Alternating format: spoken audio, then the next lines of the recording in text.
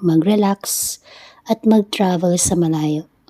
Or lumabas man lang ng bahay. Huwag puro trabaho. Maglasing ka rin minsan. Huwag puro trabaho. Mag-unwind ka rin. Do not overwork. Tendency: poor health can indeed affect your work performance. Naniniwala ako na health is wealth. Hahanin natin ng milyones na naipon sa pagkahaba-haba ng panahon kung bedridden at lagi na lang nasa ospital. We cannot enjoy, so why not? Treat ourselves at hindi lang puro trabaho. Kailangan din natin magpahinga, mag-relax, at mag-travel. Sabi nga ni Chinkitan, yun nga ang sabi niya. Diba sinabi ko na nga, ulit-ulit na lang. Think, reflect, apply.